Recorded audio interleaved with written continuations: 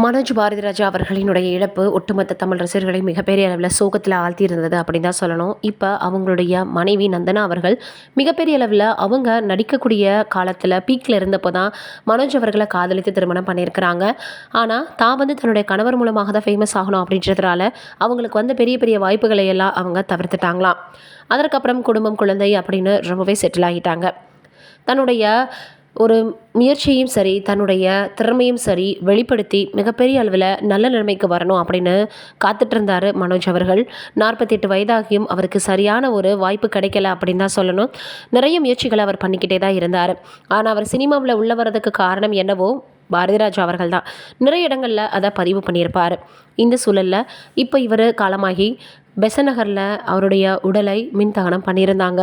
இந்த சூழலில் கணவர் கட்டிய தாலியை கழட்ட போகிறதில்ல அப்படின்னும், அதற்கப்புறமாக அவங்க அதை வைத்து தன்னுடைய உடலில் இருக்கக்கூடிய ஏதாவது ஒரு இடத்துல பார்த்திங்கன்னா அதை மோதிரமாகவோ இல்லை பார்த்திங்கன்னா வேறு செயினாகவோ மாற்றி கைகளில் போட்டுக்கணும் அப்படின்னும், தன்னுடைய உடலை விட்டு அந்த தங்கமானது நீங்கக்கூடாது, ஏன்னா அது என்னுடைய கணவர் கட்டினதுன்னு ஒரு முடிவை எடுத்திருக்காங்களாம். எந்தளவுக்கு தன்னுடைய கணவர் மீது இவங்க அன்பாக இருந்திருப்பாங்க அப்படின்றது எல்லாருக்குமே புரிய வச்சுருக்காங்க. அதோடு மட்டும் இல்லாமல் கடைசியாக கூட தன்னுடைய மனைவி தனக்காக செய்த தியாகங்களை நிறைய இடங்களில் அவர் பேசியிருப்பார். இது ஒரு பக்கம் இருக்க, இளையராஜா அவர்களினுடைய மகள் பவதாரணி அவர்கள் காலமான பொழுது பாரதிராஜா அவர்கள் நேரிலேயே சென்று அவங்களுக்கு இரங்கலை தெரிவிச்சிருப்பார். அதே போல் இளையராஜா அவர்களுக்கு ஆறுதலையும் தெரிவிச்சிருப்பார். இந்த சூழலில் இப்போ மனோஜ் பாரதிராஜா அவர்கள் காலமானப்போ அவரால் நேரடியாக வர முடியல.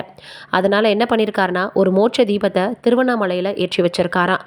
மகரிஷி ஆலயத்தில் தான் அந்த ஆசிரமத்தில் போய் மனோஜ் பாரதிராஜாவினுடைய ஆன்மா சாந்தி அடையணும்னு ஒரு மோட்ச தீபத்தை ஏற்றிருக்காராம்.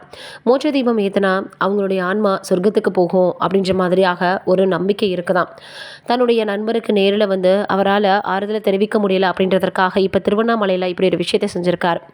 இதை கேள்விப்பட்டு எல்லோருமே அவரால் வர முடியலனாலும் இப்படி ஒரு விஷயத்தை செஞ்சுருக்காரே அப்படின்னு சொல்லி வந்துட்டுருக்காங்க. இது மிகப்பெரிய அளவில் இப்போ பார்த்திங்கன்னா சமூக வலைதளங்களில் வைரலாக பரவி வந்துட்டுருக்கு.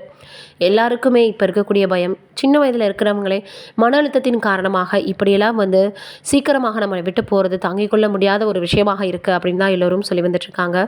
பார்க்கக்கூடியவர்களுக்கு இவ்வளவு வேதனையாக இருந்தால் அந்த நபரை இழந்து வாடக்கூடியவர்களுக்கு எப்படி ஒரு கஷ்டமாக இருக்கும் அப்படின்றத நம்மளால் புரிஞ்சுக்க முடியுது.